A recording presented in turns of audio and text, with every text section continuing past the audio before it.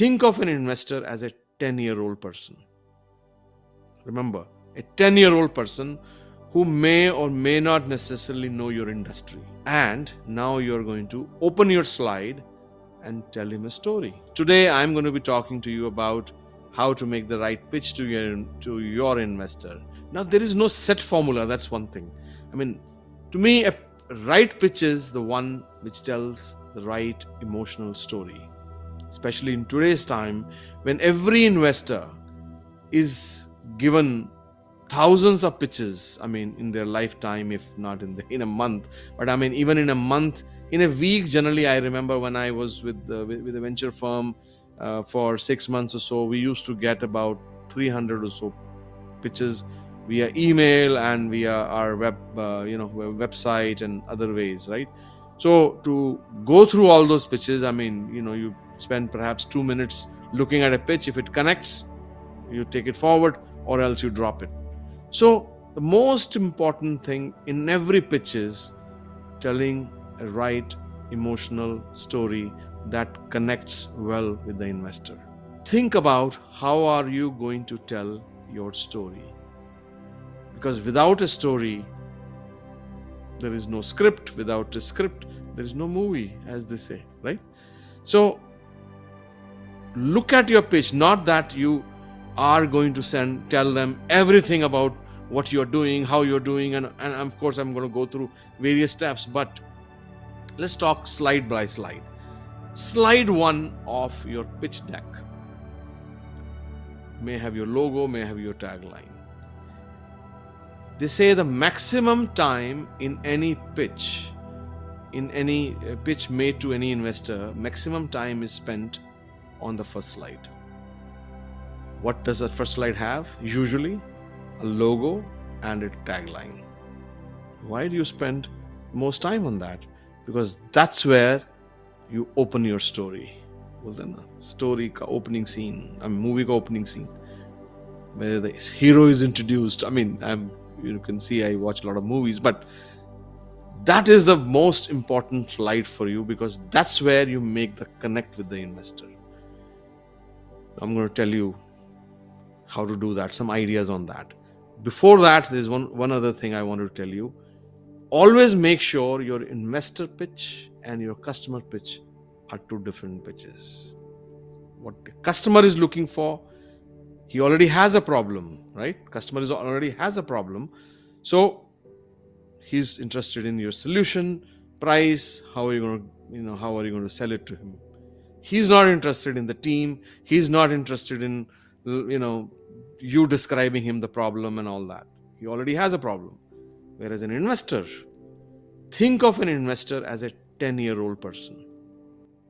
Remember, a 10-year-old person who may or may not necessarily know your industry. And now you're going to open your slide and tell him a story that you felt yourself. It doesn't have to be that I saw a hungry kid on the street. No, it has to be a problem that you saw while working, problem you saw while making chapatis, perfect pitch for Rotimatic, right? Now you got his interest. Now you go to the next slide. In the next slide, you describe the problem, spend more time in describing the problem as if you're describing to a 10-year-old who doesn't know anything about your industry. Don't assume that he already knows about your industry. Or you can ask him first, but always assume that he doesn't know anything about your industry. So avoid using buzzwords. Very important.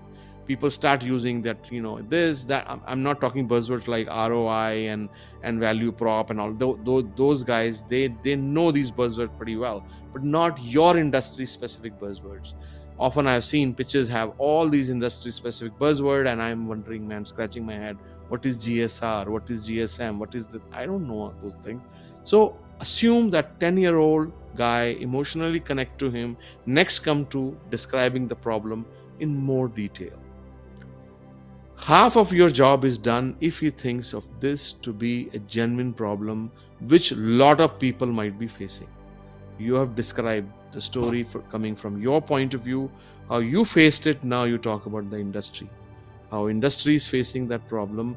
Once he understood the problem, then you come to the solution, how you are solving it. Now, once you have described your solution, then I think the things that I have mentioned many times: why you, why now? What qualifies you or your team to solve this problem, and why now? I mean, perfect timing, right? I mean, BlackBerry Messenger was going down. People were feeling the need for something like that, and of course, boom, timing, right? Does it mean they were the only company doing that solution? No, I can tell you at least 10 other companies who had similar solution, but they were there at the right time. So why now? Your understanding of the timing may be correct, may not be correct. Now you have to convince the client. And then next slide after that would be how big of a market opportunity is this? And if market is large enough, then you have more room. I mean, there are room for more players, and you have room to pivot along the way, right? And so that's kind of very essential for you to describe the size of the market opportunity. And the slide after that would be business model. Because at the end of the day, everybody wants to know how you are going to be selling this product, you're going to be making money out of this product. And then comes after that the traction. What traction? I mean, have you already built the product? You have presented to the some companies, and some companies have bought it, or to the users, and users have been trying it. You may have variety of customers, but I think repeatability is very essential. So my suggestion would be focus on one market, one set of customer, show repeatability as part of traction. And then last part, which I think at least in the industry I played in, which was very essential, that defensibility of your business model or defensibility of your product. Because the product may have certain elements which you may have, let's say, come up with, patentable idea. You may have come up with those ideas yourself.